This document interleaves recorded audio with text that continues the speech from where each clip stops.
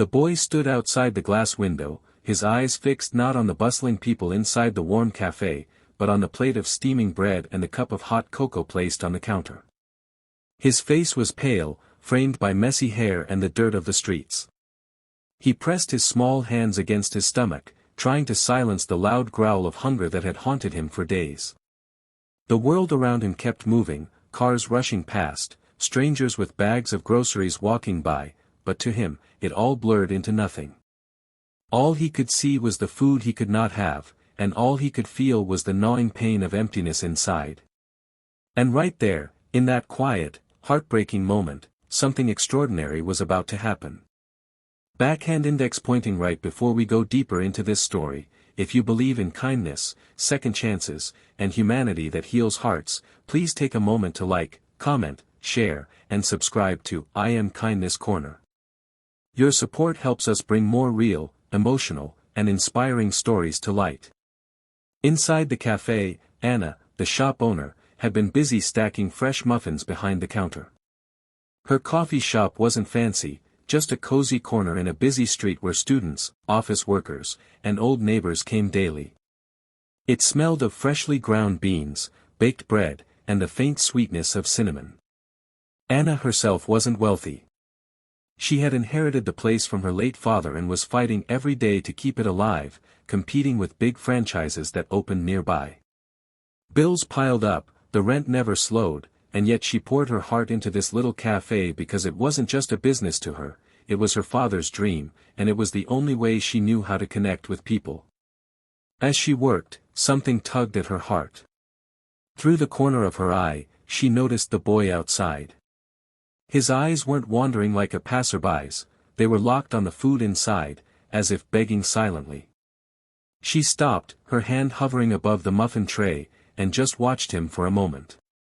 She could see his lips move faintly, whispering to himself, maybe counting coins in his pocket, maybe just praying. She had seen homeless people outside before, but there was something different here. This was a child. A child who looked no older than 8 or 9, too thin, too fragile, his jacket torn and too small for the cold evening that was quickly approaching. Anna felt a sharp ache in her chest. Memories rushed back, of her own childhood, when her father worked long nights and sometimes they went without meals just so the cafe could survive. She knew hunger. She knew what it meant to go to bed with nothing but water to drink. And seeing that boy made her feel as if she was looking at her younger self. The boy glanced around, as if making sure no one saw him, and then he stepped back from the glass, lowering his head. He started to walk away. Anna couldn't bear it. She quickly left the counter, walked out the door, and called out gently. The boy froze.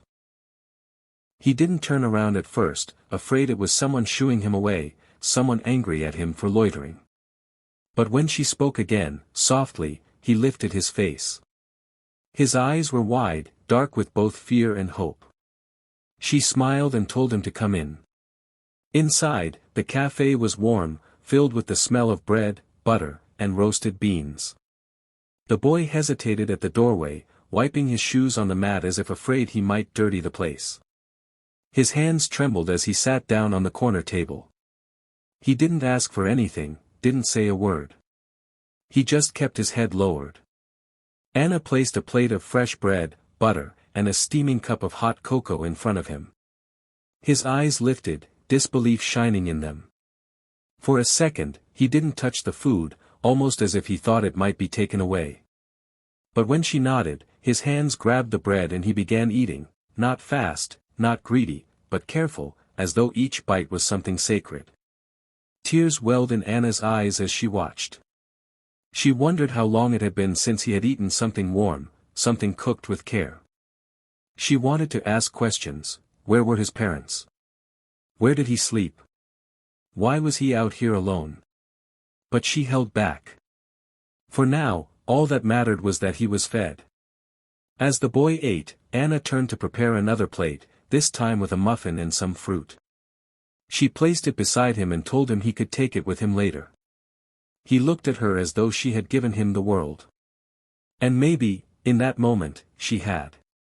The cafe grew quiet after the evening rush. The boy lingered, holding the muffin in his hands. Slowly, words began to spill out of him. His name was Samuel. His mother had fallen ill months ago and couldn't work. His father had left years earlier. Samuel had tried to help by shining shoes and collecting empty bottles for change, but some days he earned nothing at all. He admitted, almost in a whisper, that sometimes he slept near the bus station because it was warmer than their apartment, where the electricity had been cut off. Anna listened, every word breaking her heart. She wanted to promise him the world, but she knew she didn't have much herself. Yet deep inside, she also knew that kindness didn't require wealth, it required heart. From that day, Samuel began coming to the cafe more often. At first, Anna gave him leftovers that would have gone to waste. But soon, she started setting aside a small meal for him every day, a sandwich, a cup of cocoa, sometimes soup. She never made it feel like charity, she made it feel like he was her guest, like he belonged. The boy began to smile more, and his fragile frame grew stronger. But kindness rarely comes without challenges. Some regular customers began to notice Samuel's presence.